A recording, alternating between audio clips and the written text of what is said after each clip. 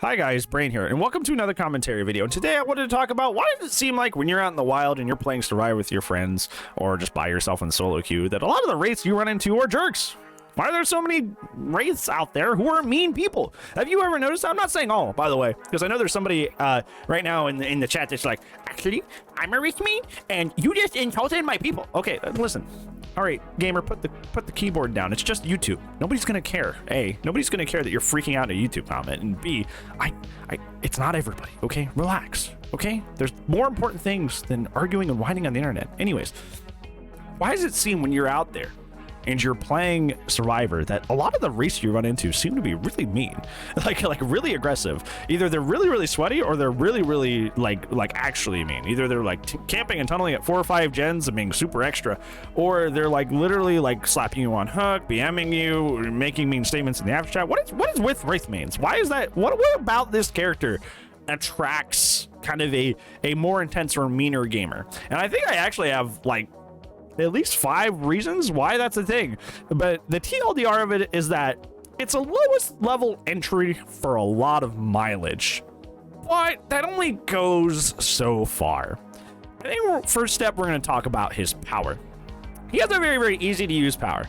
He cloaks and he gets undetectable. A lot of other characters only have undetectable for an amount of time, or if they have to use add-ons or perks to get him undetectable.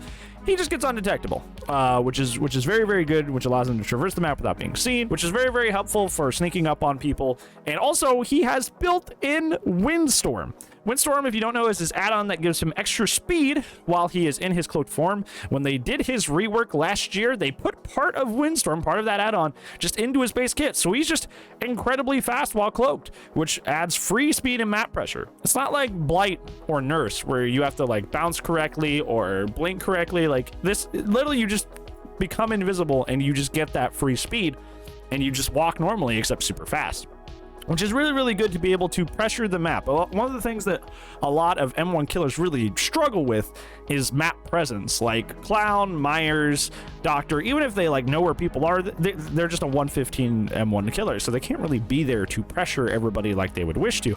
But Wraith can, because he has that Windstorm in his base kit. Also, he has an extended lunge, so when he comes out of his stealth, he actually gets an extended swing, which is really strong, because a lot of other characters like Spirit also have extended lunges, but with Spirit you have to do that weird tracking thing by listing them very closely, and that's always wonky sometimes, and then you get your lunge. Wraith just kind of gets his lunge just for uncloaking, which is very good. And if you've noticed a pattern here, these are very powerful tools that really don't require a lot of input from you to use. Just cloaking just gives you undetectable. You just get free map pressure because speed in your cloaked form. You get just a free lunge just for coming out of your cloak. So he gets a lot of very good tools that a lot of other killers have to put in a lot of skill to obtain, just by having them, just by pressing a single button most of the time. He gets a lot of mileage for not a lot of input on you, and this goes doubly for his add-ons. Silent Bell, your bell just no longer makes noise. It's the only way to know he's like uncloaking or cloaking if you're not directly looking at him. That just goes away. That doesn't require any input from you. Aura reading while you're all seeing add-on, which gives you aura reading while you're cloaked. Doesn't require any input from you. It just gives you free info. His blink add-ons and the reverse of those that give you free, faster cloak and uncloak, allows you to have better lunges. Like all these are just like really strong add-ons that really, once again, don't really require any input from you. There's a lot of add-ons out there, especially with a lot of the killer reworks with like Legion, Spirit, etc., where there are specific add-ons that like you have to play smart and play around them to get the most use out of them. But most of race add-ons just kind of like go burr just because they exist, which is, you know, very helpful for a player that does not want to put in a lot of effort and just wants the biggest amount of reward that they can have for the least amount of effort. So they want to put in the least amount of effort but get the biggest takeaways. And I think Wraith really benefits that. And I think in that sense, Wraith is also really good as a pub stomper, or somebody who's very easy at defeating new players, and that has to do a lot with that really strong kit and those really strong add-ons. Let's just think about his just undetectable alone as its status effect. A brand new player it's still trying to figure out like what a tear radius is, when the tear radius is too close, when I'm getting too scared by the tear radius, and Wraith just doesn't have that. Right? For most of the time that Wraith is in the game, he's just cloaked.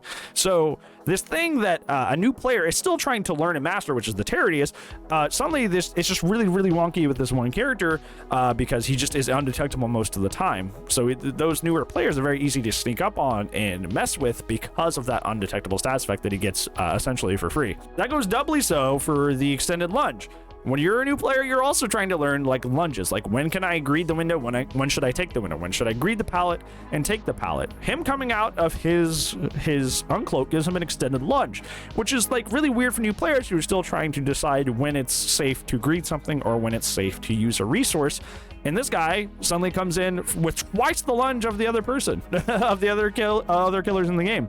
They're like, okay, well, I'm starting to get used to like killer range and killer lunges, but then this guy just has like twice that for like no reason, and it's just like, whoa! Like for a new player, I know it's like it's hard if you've played the game for a long time to like see that clearly, but for like a new player, having like a twice the length normal lunge, it's like it's weird, it's crazy, and it's hard for you to adjust to.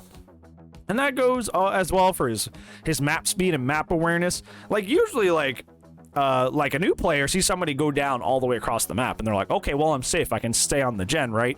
But like with Wraith, he can just down somebody and then like literally cloak and walk across the map at super speed. It'd be at you in like 10 seconds. And suddenly, and they can't see you coming because he's cloaked. He's literally invisible from a certain length outward, so you can't see him coming, which is also really weird for new players. So suddenly they're like, oh, well, they're chasing, he just downed somebody on the other side of the map, I'm safe. And then he just shows up. He just shows up.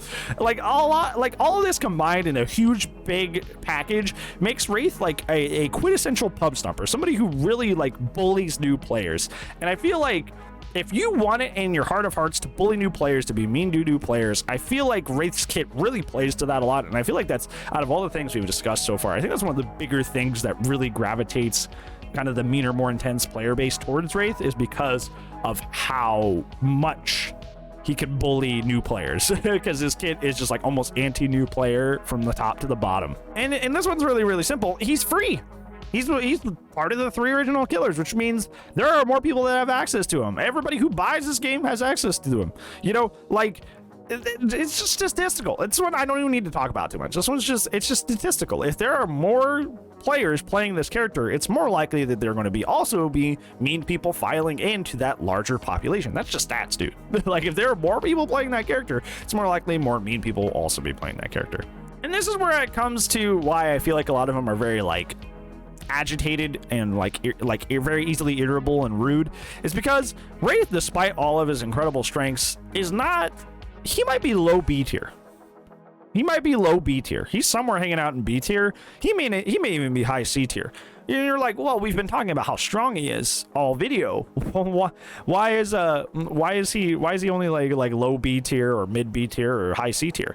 It's because coordinated teams really blow this character up. And there's no bigger boogeyman for killer mains than coordination. Even if it's only like 2 duos or a trio and 1 person, if those people are in any way coordinated, that is like the big boogeyman. There's nothing killers hate, or at least entitled killer mains. Entitled killer mains hate nothing more than coordination.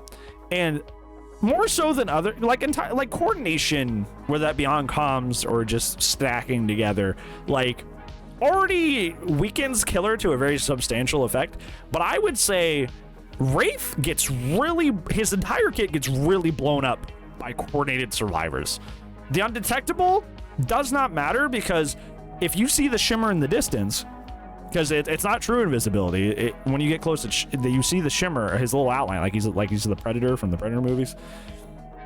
You see that and you call that out. You call that out to someone else, so they know for sure where you are. Bam, undetectable, gone, or not really mattering too much. You start looking at his built-in windstorm, which is his free map pressure and speed. A coordinated team is not going to be grouped up at all. They're typically going to be split up and trying to pressure the map at multiple different areas. So it doesn't matter how fast you are. Like, you can't be in multiple places at once unless you're like the twins, and even then Charlotte just kind of stands there. Nemesis is kind of the only character that can be in multiple places at once, but even then it's just like a stupid zombie that you can slap with the pallet or blind over and over. So you can't be in multiple places at once. So survivors that have coordination will just spread out, making your speed not as helpful. You start looking at his extended lunge, but like good players know how to greed things, when to greed things. They know your lunge range, so they know not to greed things, or when it is a good time to greed things. So they counter your lunge, or they just play safe. They just drop the pallet early. They play it safe. So I'm guessing you're seeing is that, like I said at the beginning of this video, as a summary, Wraith has a very, very low barrier to entry, but has a very, very high return rate. But he also has a very, very hard cap. Very, very hard cap to his strength and how much he can do. And even the slightest amount of survivor coordination, not talking 4-man Swift on comms, we're talking like a duo and then 2 randos, like that already starts blowing up his power. Like he starts having a really, really rough time once people start coordinating. And I feel like that really frustrates people who have been so used to, like I said, you know, stopping Babu, stopping people who are new at the game, stopping, like, getting so much results for so little effort, and then suddenly you run into not even a lot of people. You don't run into a 4-man SWAT like SWAT Team 6. You run into like a duo and 2 randoms, and suddenly your power just starts having less and less returns because, by golly gosh, that's the things that Wraith does only go so far. And like that makes people irate. It frustrates them because they're so used to, like, oh, I do so well, look at all my results, I'm winning so much, and then like the slightest bit of coordination just like blows up this character entirely, and it's just and it makes them mad, and it kind of like contributes to that really, really bad and toxic killer mentality, which is, oh, well, comms are bad. Oh, coordination is bad. Every survivor should be solo queuing individually because that's the only way it's fair. Like, it feeds into that bad mentality because Wraith really suffers under any sort of survivor coordination. But yeah, that's why I feel like most Wraith mains are either like super sweaty or super main or both, is because essentially, to TLDR it without going through every single reason that I listed, is like there's a very, very low level of entry, but for a very, very large amount of returns. However, those returns are very, very hard capped based on the very minimal amount of effort that a good survivor team, like good survivors and slight coordination among survivors, really like blow up this character. So I feel like a lot of Wraith players are used to getting a lot of rewards and feeling like they're good players, despite it really like not really requiring a lot of input from them whatsoever. And then they fight good teams, or even just like 2 good players or 2 players like coordinating, and then the other 2 randos, and then they just start losing, and they just start like suddenly they're not getting the same results that they wanted, that they were used to, that they feel like they're entitled to, and then they just start getting angry, you know. So yeah, why do you think Wraith mains are so mean? Let me know down in the comments below. Do you have a different take than I do? Let me know down there. Other than that, that is it for today's video, friends. Thank you so much for watching, but other than that, no anything else for you. I will see you tomorrow, and if I don't, I will see you when I see you. Goodbye.